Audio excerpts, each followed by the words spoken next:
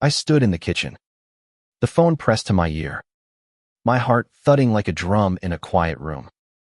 The words my daughter, Emily, had just spoken hung in the air like smoke. Impossible to grasp, but choking all the same. "Oh, we had it yesterday." Her voice was casual, almost flippant, as if she hadn't just driven a knife through the center of my world. The engagement dinner, her engagement dinner. The one I'd spent months imagining. The one I'd offered to host. To cook for. To pour my love into was over. Done. Without me. I gripped the edge of the counter, my knuckles widening, and forced my voice to stay steady. "Yesterday," I repeated, the word tasting like ash. "Yeah, Mom," she said, and I could hear the rustle of something in the background, her life moving on without me.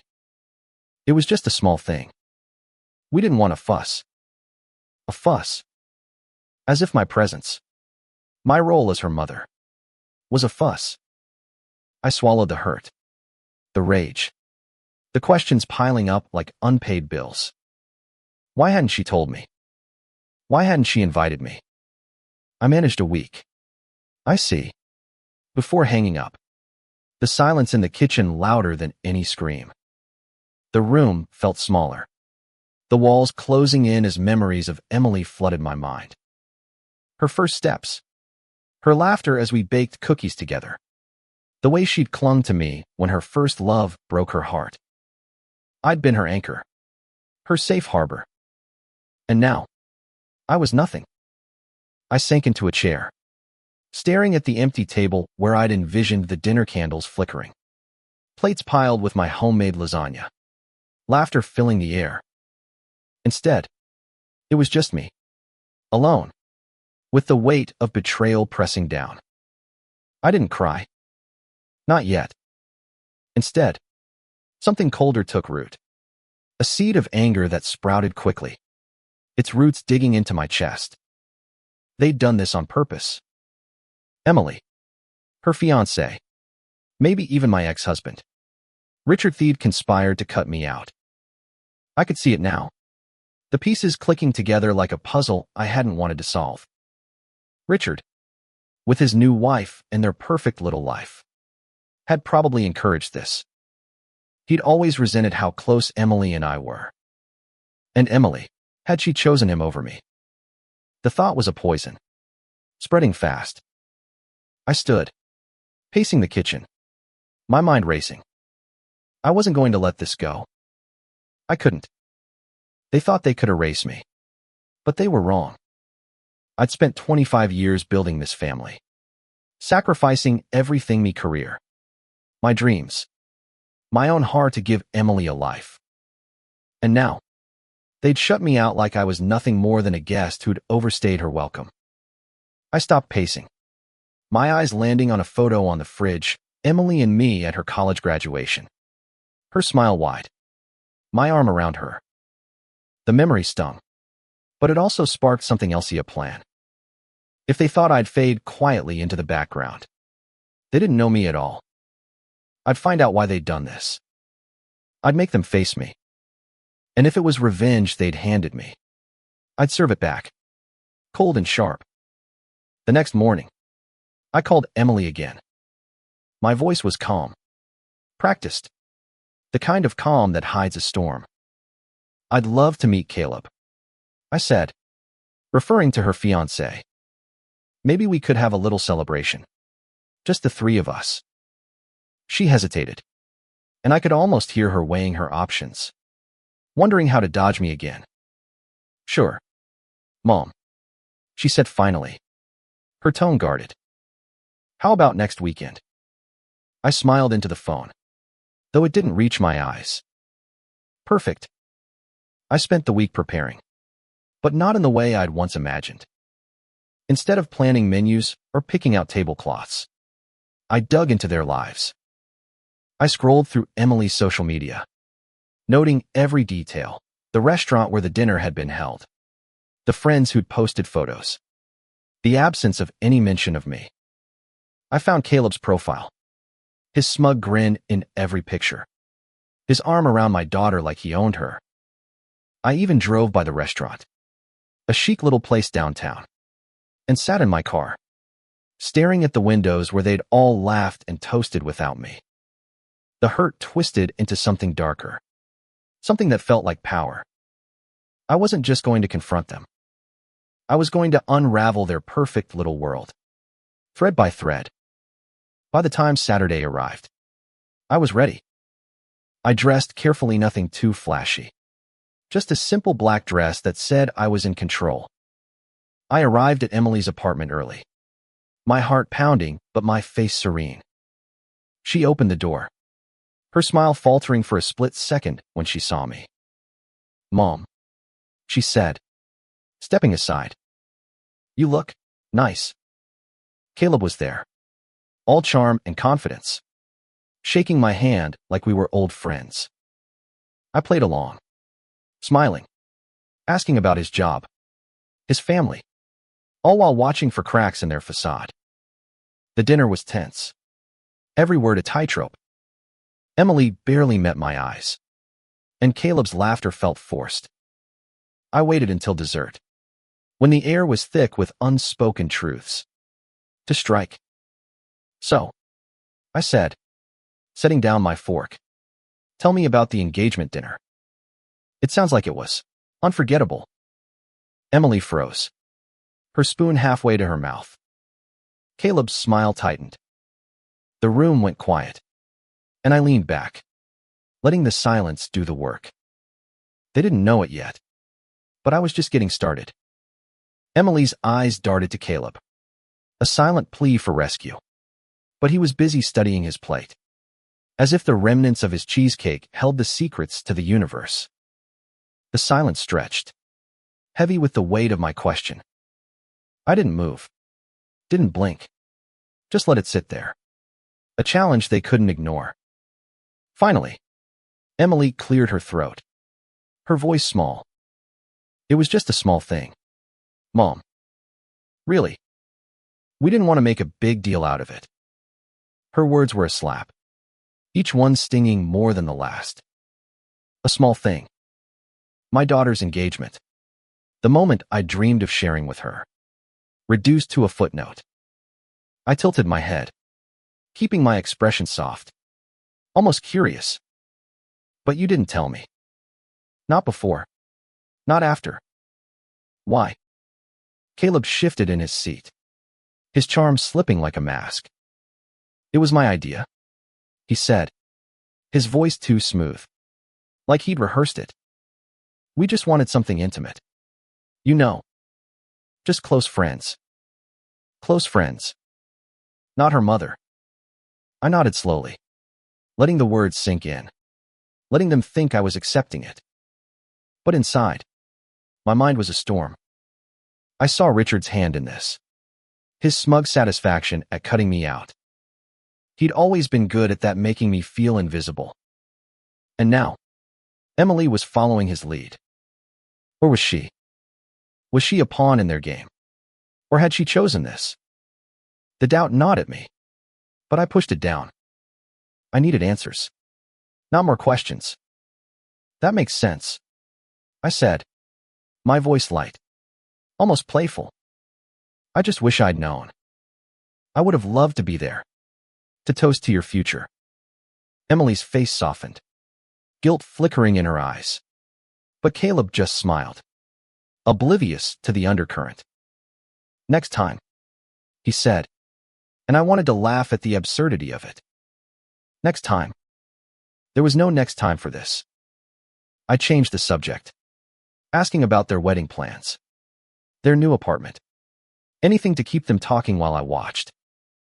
Every glance, every hesitation, was a clue. By the time I left, I had a plan. I wasn't going to let this go, not until I knew the truth. The next day, I called Richard. We hadn't spoken in years, not since the divorce, but I needed to know if he'd been there, if he'd sat at that table while I was left in the dark. His voice was wary when he answered. "Clara, what's this about?" I kept it short, my tone neutral. Were you at Emily's engagement dinner? There was a pause. Too long to be innocent. Yeah, he said finally. It was nice. Small group. Good food. I closed my eyes. The confirmation hitting like a punch. He'd been there. My ex-husband, who'd walked out on us when Emily was 10, had been invited, while I, the one who'd raised her, was forgotten. Why didn't anyone tell me? I asked, my voice steady despite the fire in my chest. He sighed, the sound dripping with condescension. It wasn't my call. Clara. Emily wanted it low-key. Maybe you should talk to her. I hung up without another word, my hands shaking. Low-key. Another lie. I'd seen the photos, 20 people. At least. Laughing. Clinking glasses. This wasn't an oversight. This was deliberate. I spent the next few days digging deeper. I called Emily's best friend, Sarah, who'd been at the dinner. She was hesitant, but I pressed, playing the hurt mother card. I just don't understand why I wasn't invited, I said, letting my voice crack just enough. Sarah sighed. It wasn't like that, Clara. Emily was stressed. She didn't want to hurt you. Stressed. Hurt me. The words didn't add up. I pushed harder, and Sarah let slip that Richard's wife, Linda, had helped plan the dinner. Linda, the woman who'd replaced me in Richard's life, who'd always treated Emily like her own. The pieces were coming together, and they formed a picture I didn't want to see. Linda had orchestrated this, with Richard's blessing, and Emily had gone along with it. But why? Was it shame? Guilt? Or something darker? I couldn't stop now. I needed to know everything. I started following Caleb's social media more closely, noticing his late-night posts, his cryptic comments about family drama. I even drove by their apartment again, watching from across the street as they left for work.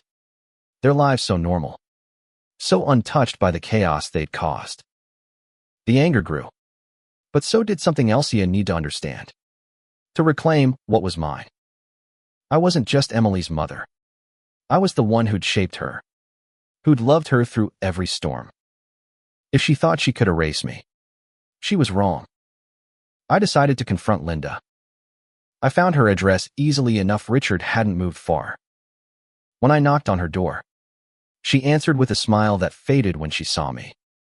Clara, she said, her voice cautious. What's this about? I didn't smile back. The engagement dinner. Why wasn't I invited? Her eyes widened, but she recovered quickly, gesturing for me to come inside. The house was pristine, a stark contrast to the cluttered warmth of my own. She offered me coffee, but I declined, sitting stiffly on her couch. It was Emily's decision, she said, her hands folded neatly in her lap. She didn't want any tension. Tension. Another word that cut. Tension with who? I asked, though I already knew. Linda hesitated, then said, you and Richard. Things have been complicated. Complicated. That was one way to describe a divorce that had torn my life apart. But Emily, she'd been my ally, my reason to keep going. Had that been a lie too? I left Linda's house with more questions than answers. But one thing was clear, this wasn't just about a dinner. It was about loyalty, about who Emily chose to stand with. And I was going to make her choose again. The drive home from Linda's was a blur, the road stretching out like the gap between me and Emily. Her words, Emily's decision. Tension. Complicated, looped in my mind, each one a barb sinking deeper. By the time I pulled into my driveway, the anger had hardened into something else, resolve. I wasn't going to let this fester in silence. I'd spent too many years swallowing my pain, letting Richard's betrayal define me. Not this time. Emily was my daughter, and if she'd chosen to push me away, I needed to know why. I needed her to face me. That night, I sat at my desk, a single lamp casting shadows on the wall. I opened my laptop and started typing a letter to Emily, not an email, not a text, but a real letter. The kind I used to write her when she was at summer camp, full of love and little jokes. This one was different. My fingers trembled as I wrote, pouring out the hurt, the betrayal, the love that still burned despite it all. I didn't accuse, didn't rage. I just asked why. Why did you shut me out? What did I do to lose you? I sealed the envelope, my heart pounding, and slipped it into my purse. I'd give it to her in person, make her read it while I watched. The next morning, I called her again. Can we talk? I asked, keeping my voice soft, almost pleading.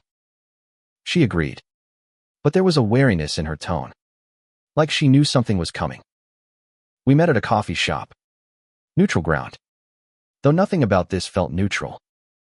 She looked tired, her eyes shadowed, her smile forced.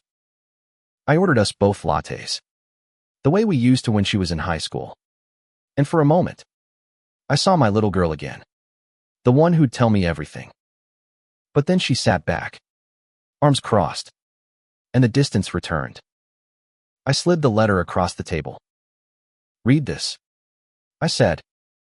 She hesitated, her fingers brushing the envelope like it might burn her. Mom, what is this? She asked, but I just shook my head. Please. She opened it, her eyes scanning the pages, and I watched her face, searching for something: guilt, sorrow, anything. Her expression didn't change, but her hands shook slightly, betraying her. When she finished, she folded the letter and set it down, her eyes meeting mine at last. I didn't mean to hurt you, she said, her voice barely above a whisper. Then why did you? I asked, my voice breaking despite my efforts to stay calm. She looked away, out the window, where people passed by, oblivious to the fracture between us. It's complicated, she said, echoing Linda's words. I leaned forward, my hands clasped to keep them from trembling. Don't give me that. Tell me the truth. She sighed, her shoulders slumping. Dad and Linda, they wanted it to be their thing. They said it would be easier without you there. And I didn't want to fight them. Easier. The word was a blade, cutting through the last of my restraint. Easier for who? I asked, my voice low. Dangerous. For you. For them. Because it sure as hell wasn't easier for me. She flinched, and for a moment, I felt a pang of guilt. But then I remembered the photos, the laughter, the life they'd built without me. I raised you, I said, my voice steady now. I was there for every scraped knee, every heartbreak, and you let them erase me. Tears welled in her eyes, but she didn't speak. I stood, leaving the letter on the table. Think about that, I said, and walked out, my heart pounding but my steps sure. I didn't look back. The next few days were a haze of anger and planning. I couldn't let this go. Not yet. I started digging deeper, not just into Emily's life, but into Caleb's. Something about him didn't sit right. His charm felt too polished, his answers too quick. I found his old social media posts, buried under years of curated perfection. And there it was, a photo of him with another woman, dated just months before he'd met Emily. The caption was vague, but the comments hinted at a messy breakup. I kept searching, finding fragments of his pasta job he'd been fired from, a cryptic post about starting over. Nothing concrete, but enough to make me suspicious.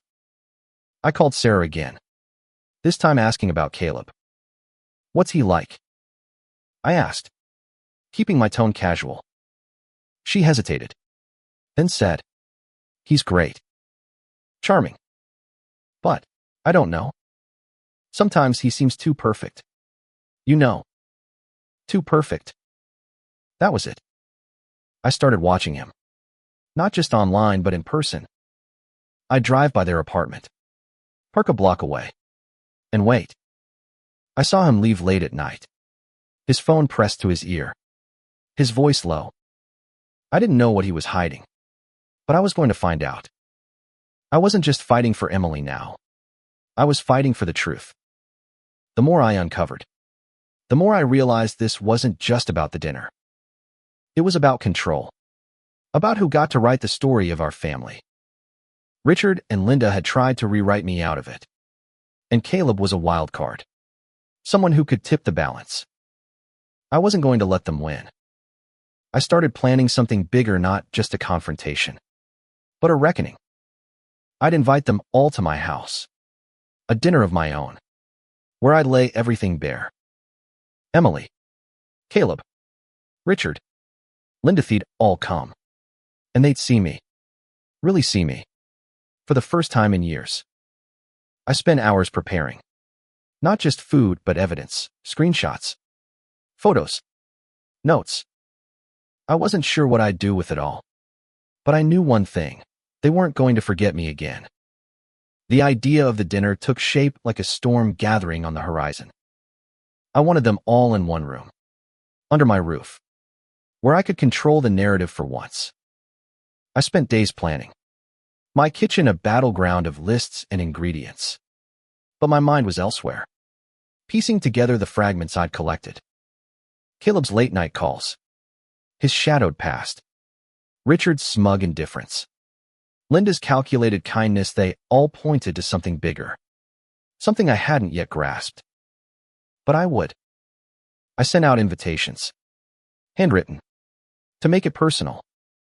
Emily and Caleb, Richard and Linda, even Sarah, who I knew would be my ally if pushed.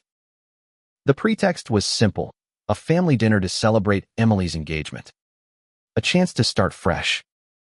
I knew they'd come: Emily out of guilt, Richard out of curiosity, Linda to keep up appearances, and Caleb because he wouldn't want to seem like the odd man out. The day of the dinner, I woke early.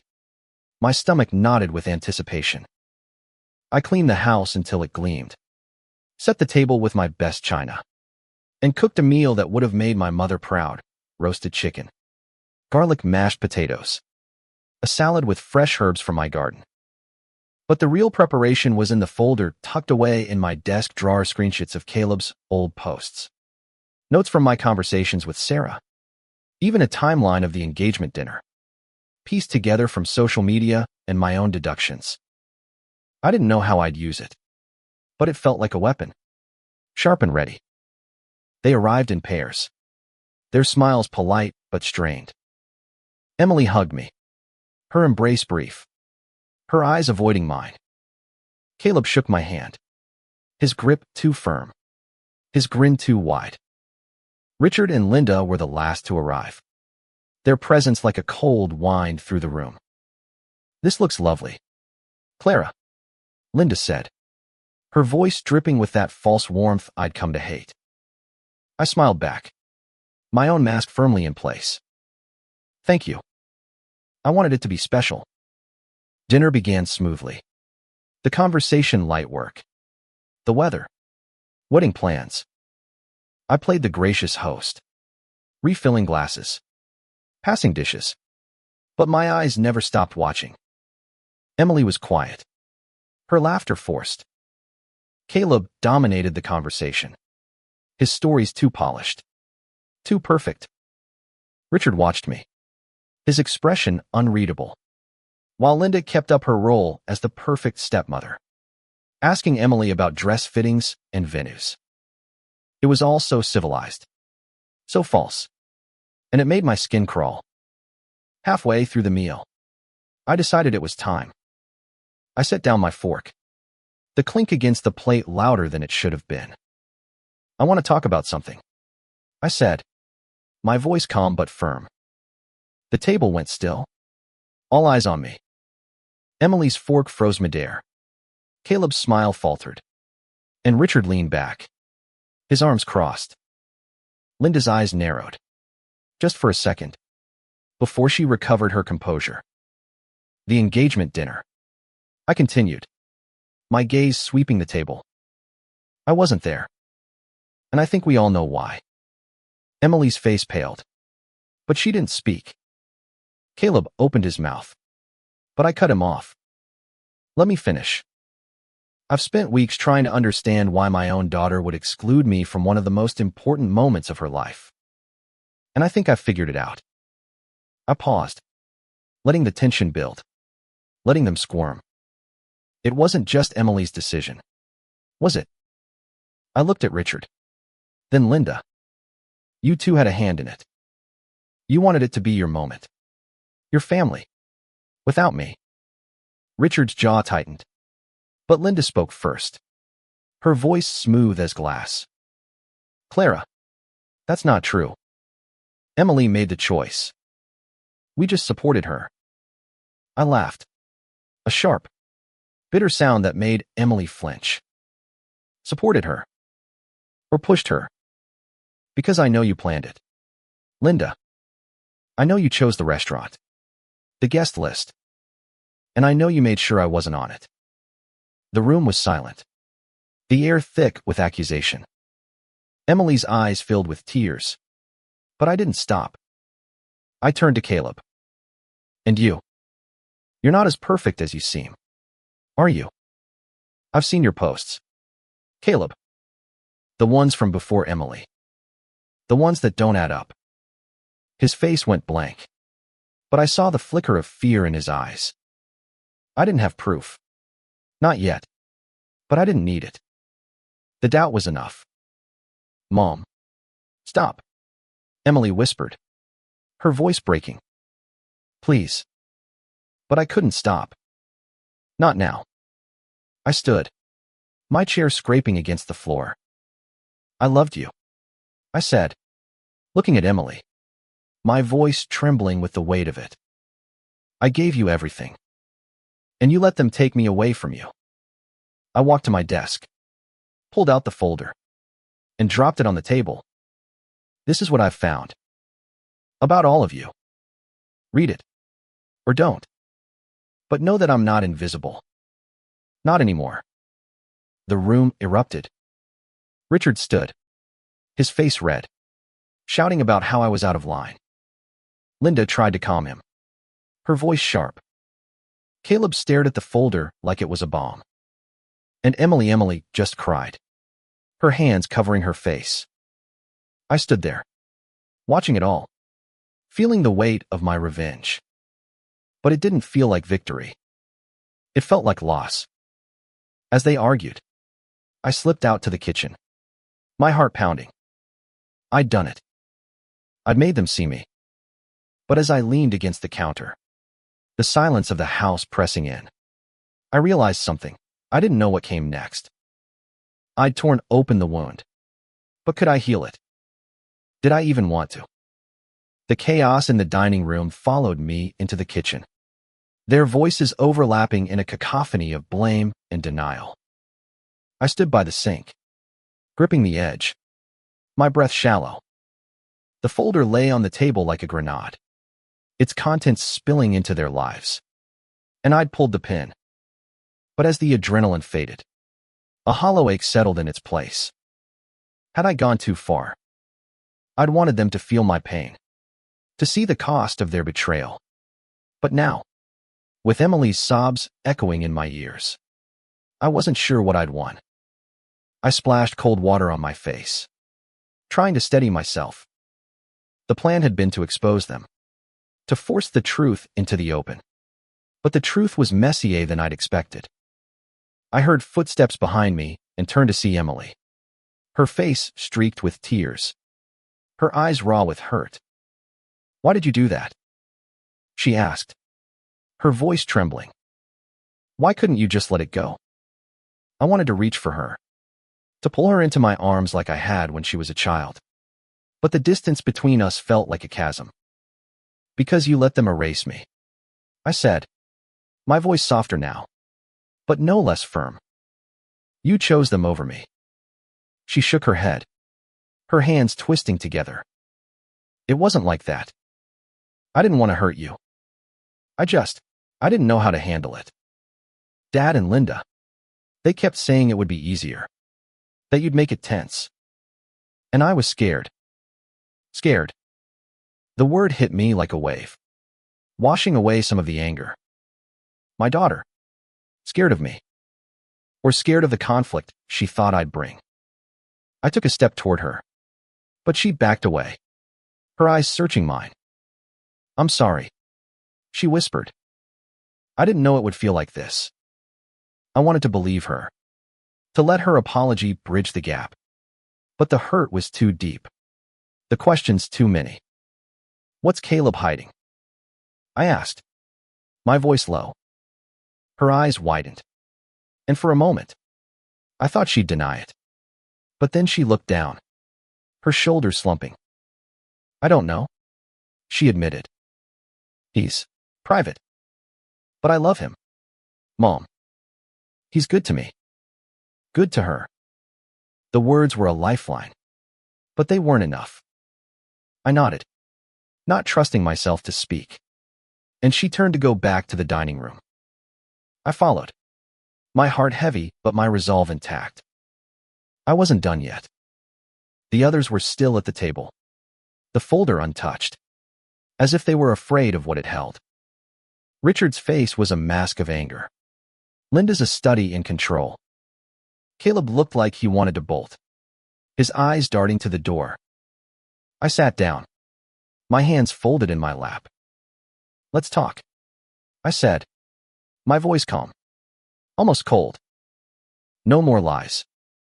Richard scoffed, but Linda put a hand on his arm, silencing him. Clara, this is unnecessary, she said. We're family. We can work this out.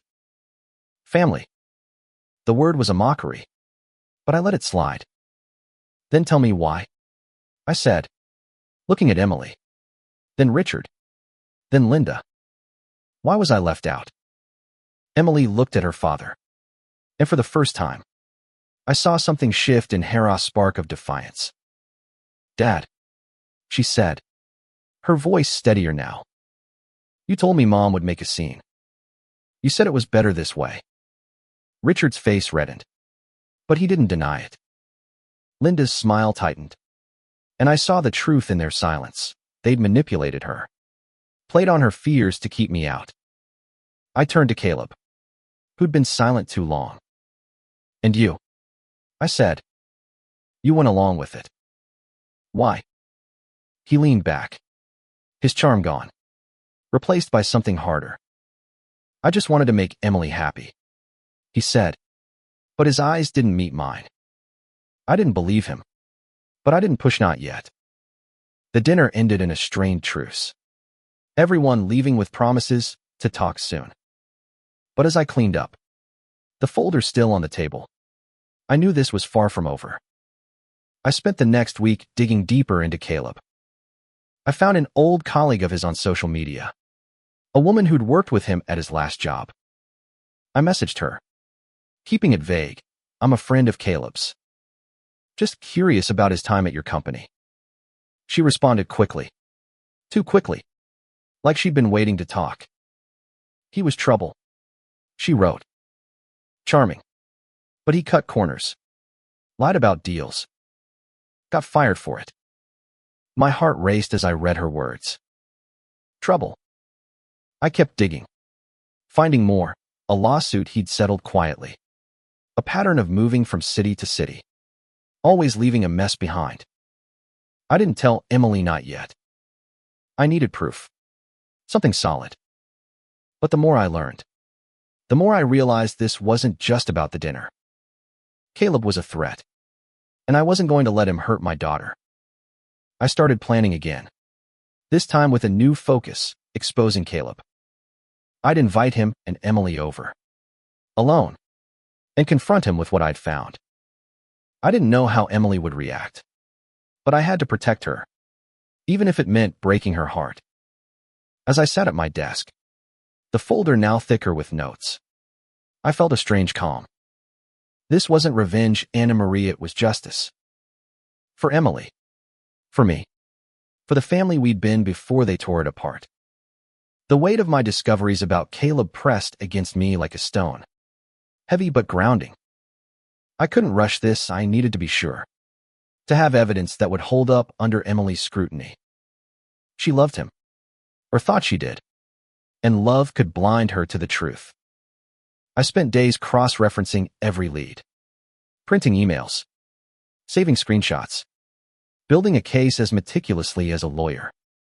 My dining room table became a war room. Covered in papers and notes. A map of Caleb's lies. But even as I worked, doubt crept in. What if I was wrong? What if I was seeing conspiracies where there were none?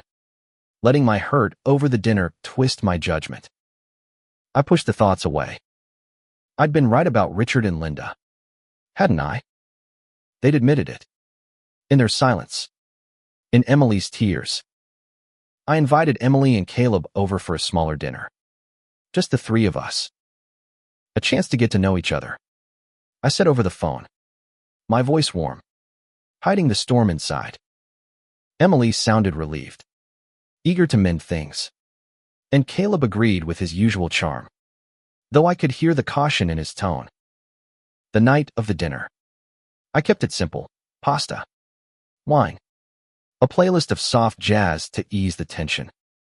Emily arrived first. Her smile tentative but genuine. Thanks for doing this, Mom, she said, hugging me longer than she had in months. I held her tight, memorizing the feel of her, knowing this might be the last time she looked at me with trust. Caleb arrived late. His excuse flimsy meeting ran long, but I let it slide, offering him a glass of wine with a smile. We ate. The conversation light. But I watched him closely, noting the way his eyes flicked to his phone, the way he deflected questions about his past. After dessert, I made my move. Caleb, I said, leaning back in my chair, tell me about your last job. The one in Chicago. His smile froze. Just for a second. But it was enough. Emily glanced at him, confused, and I pressed on. The one where you were fired. For lying about contracts. Emily's fork clattered to her plate. Mom, what are you talking about? She asked, her voice sharp. I slid the folder across the table, open to the email from his former colleague. Read it, I said. Caleb's face went pale, his charm crumbling. This is ridiculous, he said, but his voice was unsteady. You're digging into my life. What's wrong with you? Emily's eyes darted between us, her hands trembling as she picked up the email. She read it in silence, her face crumpling with every word. Caleb, she whispered, and the betrayal in her voice mirrored my own. He stood, his chair scraping back. This is none of your business. Clara, you're obsessed. You can't let anything go. I stood too, my voice calm but unyielding. It's my business when it's my daughter. I know about the lawsuit. Caleb. The one you settled. The one you never told her about. Emily's head snapped up, her eyes wide. What lawsuit? She asked, her voice breaking. Caleb's jaw clenched, and for a moment, I thought he'd lash out. But he just shook his head. I don't have to listen to this. He grabbed his coat and walked out, the door slamming behind him. Emily sat frozen, the email still in her hands. Why didn't you tell me? She asked, her voice small. I had to be sure, I said, sitting beside her. I didn't want to hurt you. I needed to protect you.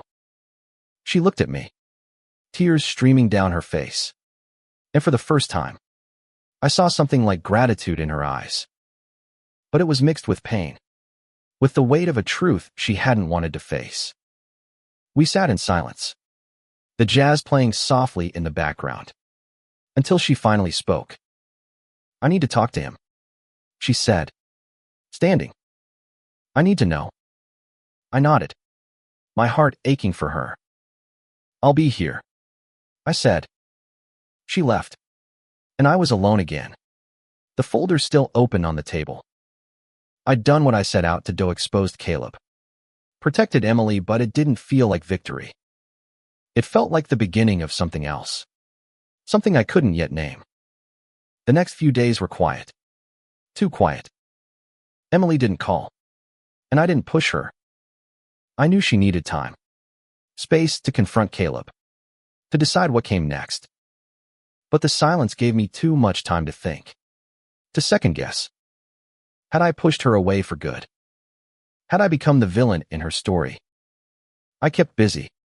Cleaning the house. Cooking meals I didn't eat. But the questions wouldn't leave me. Then, late one night, my phone rang. It was Emily. Her voice shaky but determined. "Mom, I need you," she said. "Can I come over?" I told her yes, my heart racing. When she arrived, she looked like she hadn't slept in days. Her eyes red, her hair a mess. She fell into my arms, sobbing, and I held her, the way I had when she was a child. "He's gone," she said between gasps. I confronted him, and he admitted everything. The lies, the lawsuit. He left. I stroked her hair, my own tears falling. "I'm here," I whispered. "I'll always be here." We sat on the couch, her head on my shoulder, and for the first time in months, I felt like her mother again. But even as I held her, I knew this wasn't the end. There was still Richard, still Linda, still the question of what our family would become. I'd exposed the truth, but now I had to help Emily rebuild and maybe, just maybe, rebuild myself too. Holding Emily that night, her tears soaking my shoulder, I felt the weight of our fractured family settle into something softer, something that might heal. But healing wasn't simple, it was a jagged path, full of sharp edges. Caleb was gone, but the scars he'd left, and the ones from the engagement dinner, were still raw. Emily stayed with me that night, sleeping in her old room, the one I'd kept unchanged since she moved out. I lay awake, staring at the ceiling, wondering how we'd gotten here and what it would take to move forward. The next morning, over coffee, Emily was quiet, her eyes distant. "I don't know what to do now," she said, stirring her mug absently. I thought he was my future. I reached for her hand, squeezing it gently. "You'll find your future," I said. "It's not him. It's you." She nodded, but I could see the doubt, the fear. I wanted to fix it, to take away her pain, but I knew I couldn't. All I could do was be there, steady, like I'd always been. But there was still unfinished business. Richard and Linda, they'd played their part in this, and I wasn't ready to let them off the hook. I didn't tell Emily she had enough to carry, but I started planning again. Not revenge this time, but something closer to justice. I wanted them to see what they'd done, not just to me, but to Emily. I called Richard a few days later, my voice calm, inviting him and Linda for coffee. "We need to talk," I said. "For Emily's sake." He agreed, probably thinking he could charm his way out of it. They arrived at the same coffee shop where I'd met Emily, their faces guarded but polite. I didn't waste time. "You hurt her," I said, my eyes on Richard. "You pushed her into that dinner, knowing it would break us apart." He started to protest, but I held up a hand. "Don't. I know what you did. You and Linda made her think I was the problem, that I'd ruin her happiness. And now she's lost Caleb, and she's lost trust in you." Linda's face tightened, but she didn't speak. Richard leaned forward, his voice low. You're not blameless, Clara. You've always made everything about you. The word stung, but I didn't flinch. Maybe, I said, but I was there for her. Always. Can you say the same? He looked away, and I saw the crack in his armor. Guilt. Maybe. Or shame. Linda reached for his hand, but he pulled away, and I felt a small, bitter satisfaction. What do you want from us? Linda asked. Her voice clipped. I want you to make this right, I said. Apologize to Emily. Be honest with her. Stop pretending you're her parents. You're not. They didn't agree. Not outright. But I saw the shift in their eyes. The realization that they'd lost something too. I left them there, feeling lighter. Like I'd finally shed a weight I'd carried for years. Over the next few weeks, Emily and I grew closer. We talked. Really talked. About the dinner. About Caleb. About the years we'd let slip away. She told me how Richard and Linda had pressured her. How she'd felt torn. Afraid of disappointing anyone. I should have told you, she said one night, curled up on my couch. I should have stood up to them. I brushed a strand of hair from her face. You're standing up now? I said. That's what matters. But even as we rebuilt, I couldn't shake the feeling that I'd lost something too, not just Emily's trust, but a part of myself. The anger, the need for revenge, had consumed me. And while it had led me to the truth, it had also left scars. I started seeing a therapist, someone to help me untangle the mess of emotions I'd buried for years.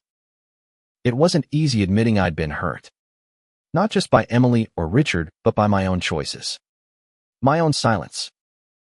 I'd spent so long being the strong one, the one who held it all together, that I'd forgotten how to let myself break. Emily noticed the change. The way I was softer, more open. One day, she brought over a photo album, one we'd made together when she was a teenager. We sat on the floor, laughing and crying over memories. And for the first time, I felt like we were equals. Not just mother and daughter, but two people trying to find their way. Richard and Linda did apologize. In their own way. They sent Emily a letter. Short but sincere. Admitting they'd overstepped. Emily showed it to me. Her eyes searching mine for guidance. What do I do with this? She asked. You decide. I said. They're your family too. But you don't owe them anything. She nodded. And I saw something new in her strength. The kind I'd always hoped she'd find. As the weeks turned into months, I started to let go of the folder. The evidence. The need to prove myself. I didn't need to anymore. Emily was back. Not the little girl I'd raised, but a woman I was learning to know. And I was learning to know myself too, not just as a mother, but as Clara. Someone who could hurt. Who could heal. Who could start again. Spring came. And with it, a quiet shift in the air. Emily and I were different now. Not fully healed, but stronger. Like a bone that's broken and mended. Tougher at the seams. We spent Sundays together. Cooking or walking through the park. Talking about everything and nothing. She was cautious about love. Wary after Caleb. But I saw glimmers of her old spark. The one that used to light up rooms. I didn't push her. Didn't ask about her plans. I just listened. And that felt like enough. Richard and Linda faded into the background. Their presence less suffocating. Emily saw them occasionally. But she set boundaries. Something I'd never taught her, but wished I had. I was proud of her. Prouder than I'd ever been. But there were moments. Late at night. When I'd sit alone. The house too quiet. And wonder if I'd done the right thing. Exposing Caleb. Confronting Richard and Linda. Tearing open the wound Sit had brought Emily back to me. But at what cost? I'd hurt her, even if I hadn't meant to. I'd let my anger drive me. And while it had led to truth, it had also left scars. My therapist called it redemption, the slow work of making things right. Not just with others, but with myself. I wasn't sure I believed in redemption. Not fully, but I was trying. One afternoon, Emily came over with a surprise, a small, framed photo of us from her graduation. The same one I kept on my fridge. I found this in storage, she said, her smile shy. I thought you'd like it. I took it, my throat tight, and set it on the mantel, next to a new photo we'd taken at the park. It felt like a promise, a bridge between the past and whatever came next. That night, we cooked together. Lasagna this time. The recipe we'd perfected when she was a teenager. We laughed. The kitchen filled with the smell of tomatoes and cheese. And for a moment, it was like nothing had ever broken. But I knew better. Things break. And they don't always mend perfectly. Sometimes, the cracks are what make them beautiful. As we ate, Emily reached for my hand. I'm glad you didn't give up on me, she said, her voice soft. I squeezed her hand, my eyes stinging. I never could, I said. And I meant it. The dinner, the betrayal, the revenge eat had all led us here. To this moment, where we were enough for each other. I didn't need to be invited to every moment of her life. I just needed to be her mother. And that was something no one could take away. After she left, I sat at the table, the dishes still scattered, the photo on the mantel catching the light. I thought about the folder, now tucked away in a drawer. Its contents no longer a weapon, but a reminder of what I'd fought for. I'd asked about the engagement dinner, and Emily had said, "Oh, we had it yesterday." I'd responded with anger, with pain, with a need to make them see me. But now, I was responding differently, with love, with forgiveness, with the hope that we could build something new. I stood, clearing the table, and as I washed the dishes, I felt a peace I hadn't known in years. The fight was over, not because I'd won, but because I'd chosen to stop fighting. Emily was safe, not because I'd saved her, but because she'd saved herself. And I was finding my way too, one small step at a time. The phone rang, pulling me from my thoughts. It was Emily, her voice bright.